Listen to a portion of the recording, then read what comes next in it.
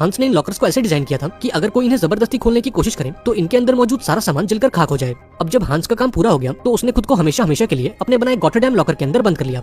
अब लाख कोशिशों के बाद भी जब कोई भी इस लॉकर को खोल नहीं पाया तो इसे हंस की समाधि मानकर समंदर की गहराइयों में दफना दिया गया। अब सेबेस्टियन की इस कहानी के हिसाब से हंस के बनाए उन 4 लॉकर्स में से 3 लॉकर्स आज भी इस दुनिया में मौजूद हैं, लेकिन वो कहाँ और किसके पास हैं ये बात किसी को नहीं मालूम। अब पूरी कहानी बताने के बाद सेबेस्टियन ने वीडियो बंद कर दिया और उसे यूट्यूब पर अपलोड कर दिया। इसके बाद उसने टेबल पर रखे एक लॉकर को खोलने की कोशिश की और मात्र 8 सेकंड्स के अंदर उसने इस लॉकर को खोल भी दिया। अब अपनी कमाल की फुर्ती देखकर सेबेस्टियन खुद भी काफी हैरान हो गया और खुशी खुशी अपने काम पर निकल गया। उसने पास मौजूद कॉफी शॉप से कॉफी खरीदी और सीधा अपने बैंक का पहुंचा। अब बैंक पहुंचते ही उसका सामना एक लेडी से हो गया जो उस पर पागलों की तरह चिल्लाई जा रही थी क्योंकि बैंक ने उसका चेक पास नहीं किया था। अब इस चिल्लम चिल्ली के बीच सेबेस्टियन की नजर टीवी पर गई और न्यूज पर उसने देखा कि दुनिया के अलग अलग देशों में ज़ॉम्बीज़ का हमला हो चुका है। अब ये खबर सुनकर सेबेस्टियन थोड़ा घबरा गया और उसे अपने सामने मौजूद लेडी भी एक ज़ॉम्बी लगने लगी, इसलिए उसने बिना देरी किए इस लेडी का चेक पास कर दिया और इसे यहाँ से रवाना कर दिया। अब लंच के दौरान जब सेबेस्टियन ने अपना यूट्यूब चैनल खोला तो वो पूरी तरह से हैरान हो गया क्योंकि आज पहली बार किसी ने उसकी वीडियो पर कमेंट किया था। इस कमेंट में लिखा था कि अगर तुम अपना टैलेंट दुनिया को दिखाना चाहते हो तो आज रात इस पते पर पहुंच जाना। अब रात होते ही सेबेस्टियन उस पते पर पहुंचा जहां ढेर सारे लोग पहले से मौजूद थे। दरअसल इस बिल्डिंग में एक सेफ ट्रैकिंग कंपटीशन चल रहा था और सेबेस्टियन को भी इस कंपटीशन में पार्टिसिपेट करना था। अब बहुत जल्द पहले राउंड की शुरुआत हो गई और यहाँ मौजूद सभी लोग अपने अपने लॉकर्स को खोलने में लग गए। अब चूंकि सेबेस्टियन इस काम में माहिर था इसलिए वो एक एक करके सभी राउंड्स को पास करता गया और बड़ी आसानी से फाइनल तक पहुंच गया।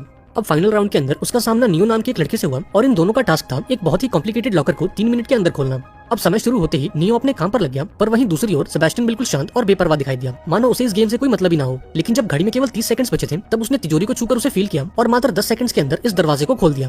ये देखकर सभी लोग हैरान हो गए और सेबेस्टियन के लिए तालियां बजाने लगे। अब इस तालियों की गूंज के बीच उसकी नजर ग्वेन नाम की एक लेडी पर गई और इस खूबसूरत लेडी को देखते ही सेबेस्टियन उससे अट्रैक्ट हो गया। हालांकि वो इस बात से अनजान था कि ग्वेन उसकी जिंदगी को बदल कर रख देगी और समय के साथ साथ उसे ग्वेन के बारे में कई दिलचस्प बातें पता लगेंगी, जैसे कि वो सिर्फ 6 साल की थी जब उसने अपनी पहली घड़ी चुराई थी, 16 साल की उम्र में उसका दिल टूटा और उसने अपनी पहली कार चुराई और मात्र 17 साल की उम्र में इंटरपोल ने उस पर रेड नोटिस जारी कर दिया।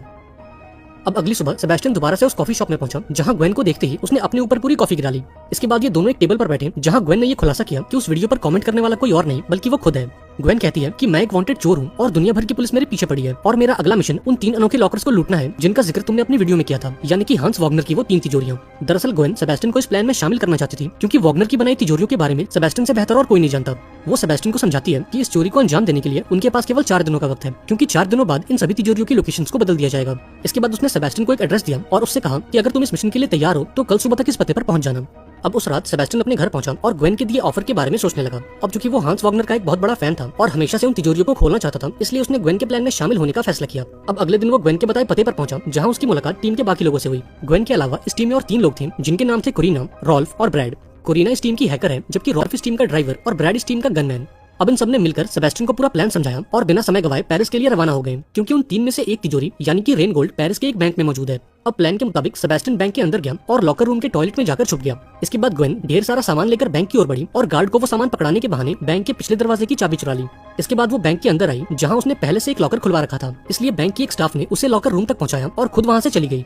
इसके बाद ग्वेन ने सेबेस्टियन को टॉयलेट से बाहर निकाला और उसे लेकर उस जगह पर पहुंची जहां रेन गोल्ड सेफ को रखा गया था। अब इस खूबसूरत तिजोरी को देखकर सेबेस्टियन के तो मानो होश ही उड़ गए क्योंकि हंस वॉगनर की तिजोरी खोलना उसका बचपन का सपना था। अब बिना समय गवाए उसने अपना काम शुरू कर दिया और एक एक करके सभी लॉक्स को खोलता गया। देखते ही देखते उसने ये तिजोरी खोल दी जिसके अंदर पैसों का ढेर मौजूद था। इसके बाद ये दोनों अंदर गए और ये सारा पैसा बैग्स के अंदर भरने लगे। वहीं दूसरी तरफ टीम के बाकी लोग बैंक एम्प्लॉइज का ध्यान बटाने लगे और इस मौके का फायदा उठाकर ग्वेन और सेबेस्टियन बैंक के पिछले दरवाजे से भाग निकले। अब इस चोरी को अंजाम देकर सेबेस्टियन की खुशी का तो ठिकाना नहीं था और आज जिंदगी में पहली बार उसे मेन कैरेक्टर वाली फीलिंग आ रही थी। अब अगले सीन में हम इंटरपोल के हेडक्वार्टर्स को देखते हैं जहां पुलिस वालों को इस चोरी की खबर लग चुकी थी। दरअसल बैंक में लगे सिक्योरिटी कैमरास ने ग्वेन और उसके साथियों को कैप्चर कर लिया था जो कि पहले से ही इंटरपोल की हिट लिस्ट पर थे। अब इस मीटिंग में हम डेलिक्रो नाम के एक ऑफिसर को देखते हैं जो पिछले कई सालों से ग्वेन और उसके साथियों की खोज कर रहा है। यहाँ डेलिक्रो सभी से कहता है कि अगर इन चोरों ने वॉगनर की पहली तिजोरी खोल ली है तो वो बाकी 2 तिजोरियों के पीछे भी जरूर जाएंगे और वॉगनर की दूसरी तिजोरी प्राग में मौजूद है। इसके बाद हम ग्वेन और उसके साथियों को देखते हैं जो अपनी इस कामयाबी को सेलिब्रेट कर रहे थे। अब इस पार्टी के दौरान कोरिना सेबेस्टियन के पास आई और उसे किस करने की कोशिश की, लेकिन सेबेस्टियन ने ऐसा करने से इनकार कर दिया क्योंकि वो कोरिना को नहीं बल्कि ग्वेन को पसंद करता था। इस पर कोरिना उससे कहती है कि ग्वेन ऑलरेडी एक रिलेशनशिप में है और उसका बॉयफ्रेंड है ब्रैड, पर फिलहाल उनके बीच कुछ भी ठीक नहीं है और बहुत जल्द उनका ब्रेकअप भी हो सकता है। अब उस रात सेबेस्टियन ग्वेन के कमरे में गया और ये दोनों एक दूसरे से बातें करने लगे, लेकिन बदकिस्मती से ब्रैड ने इन दोनों को देख लिया और उसे सेबेस्टियन पर काफी गुस्सा आया। अब अगले दिन ये पूरी टीम प्राग पहुंची जहां वॉगनर की दूसरी तिजोरी को रखा गया था, लेकिन ये लोग इस बात से अनजान थे कि डेलिक्रो और उसकी टीम पहले से इन पर घात लगाए बैठी है। अब प्लान के मुताबिक ग्वेन और सेबेस्टियन बैंक के एम्प्लॉइज बनकर अंदर गए और कोरिना के इंस्ट्रक्शंस को फॉलो करते हुए लिफ्ट तक पहुंचे। लेकिन इसी बीच सिक्योरिटी को इन पर शक हो गया और 2 सिक्योरिटी गार्ड्स ग्वेन और सेबेस्टियन से पूछताछ करने पहुंचे। लेकिन अभी वो कोई सवाल करते उससे पहले ग्वेन ने बड़ी सफाई से इनका काम तमाम कर दिया और फटाफट से उस तिजोरी तक पहुंचे। वहीं दूसरी तरफ हम डेलिक्रो को देखते हैं जो कि बैंक के बाहर इन चोरों का इंतजार कर रहा था, पर जब काफी देर तक उसे कोई हलचल दिखाई नहीं दी तो वो परेशान होकर बैंक के अंदर चला गया। लेकिन अंदर आने पर यह खुलासा हुआ कि जिस तिजोरी को वो ढूंढ रहा है उसे 1 हफ्ते पहले ही बैंक के दूसरे ब्रांच में शिफ्ट कर दिया गया है और इसका मतलब ये था कि पुलिस वाले कहीं और मौजूद थे और ये चोरी किसी और बैंक में हो रही थी। अब बिना समय गवाए ये सभी उस बैंक की तरफ भागे ताकि वो ग्वेन और उसके साथियों को पकड़ सकें। वहीं दूसरी तरफ सेबेस्टियन ने उस तिजोरी को खोलना शुरू किया और थोड़ी मशक्कत के बाद वो इसमें कामयाब भी हो गया। अब वॉग्नर की दूसरी तिजोरी खोलकर सेबेस्टियन खुशी के मारे पागल हो गया और ग्वेन को गले से लगा लिया। वहीं दूसरी तरफ बैंक की सिक्योरिटी टीम ने पूरे बैंक में हाई अलर्ट जारी कर दिया क्योंकि उन दोनों गार्ड्स का कोई अता पता नहीं था। अब हाई अलर्ट लगते ही कोरिना ने प्लान बी की शुरुआत की और ब्रैड को एक लुटेरा बनाकर बैंक के अंदर भेज दिया। अब अंदर आते ही उसने बैंक में मौजूद सभी लोगों को गन पॉइंट पर ले लिया, जिससे सबका ध्यान ग्वेन और सेबेस्टियन से हटकर उस पर चला गया। इस डिस्ट्रैक्शन का फायदा उठाकर इन दोनों ने सारे पैसे बैग्स में भर लिए और काम खत्म होते ही ब्रैड को सिग्नल दे दिया। अब सिग्नल के मिलते ही ब्रैड बैंक से बाहर आने लगा, पर तभी एक सिक्योरिटी गार्ड ने उसके कंधे पर गोली मार दी। लेकिन इसके बावजूद भी ब्रैड रुका नहीं और जैसे तैसे करके अपनी गाड़ी तक पहुंचा। अब ब्रैड के बाहर आते ही बैंक में मौजूद बाकी लोग भी बाहर आने लगे और इस भीड़ का फायदा उठाकर ग्वेन और सेबेस्टियन भी बाहर आ गए। इसके बाद वो अपनी गाड़ी की तरफ भागे जहां ब्रैड ने ग्वेन को तो अंदर खींच लिया लेकिन सेबेस्टियन को जानबूझकर बाहर धकेल दिया। ब्रैड ने ऐसा इसलिए किया क्योंकि वो ग्वेन और सेबेस्टियन को एक साथ देखकर खुश नहीं था और उसे डर था कि कहीं सेबेस्टियन ग्वेन को उससे चुरा न ले। इधर सेबेस्टियन ने पुलिस की गाड़ियों को अपनी तरफ आते देखा और अपनी जान बचाने के लिए वो एक साइकिल लेकर वहां से भागने लगा। अब काफी देर भागने के बाद आखिर उसने पुलिस को चकमा दे ही दिया और एक ट्रेन पर बैठकर प्राग से बाहर निकल गया।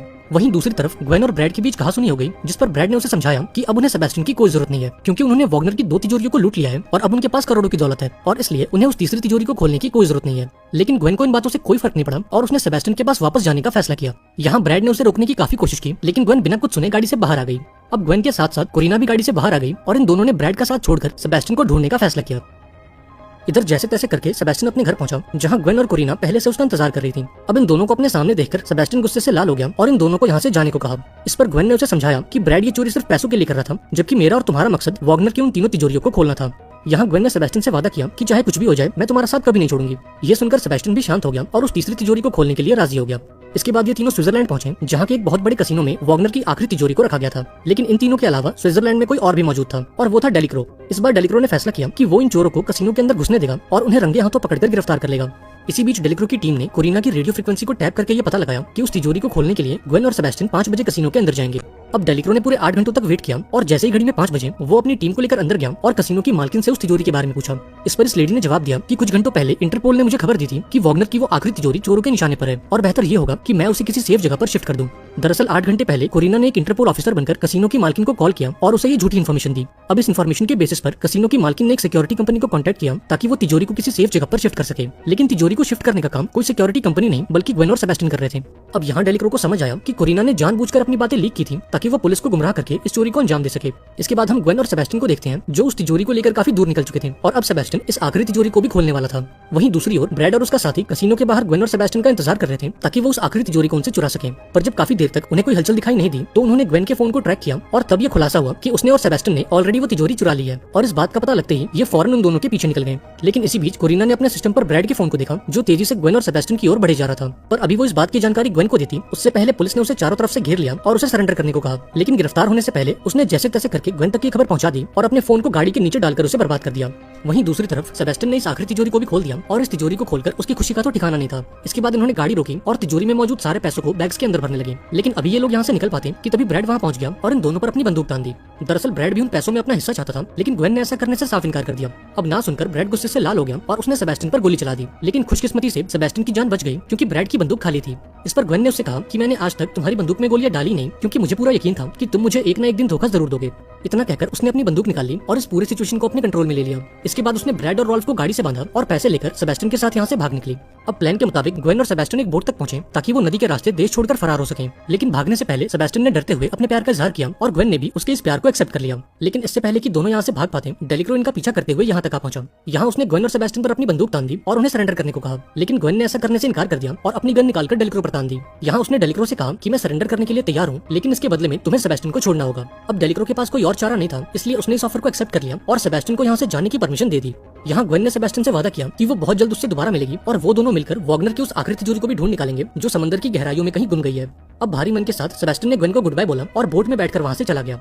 अब कई साल बीतने के बाद हमें सेबेस्टियन को कैलिफोर्निया में दिखाया जाता है जहाँ वो लॉकर्स बनाने का बिजनेस करता है और उसने अपनी शॉप का नाम ग्वेन के नाम पर रखा है।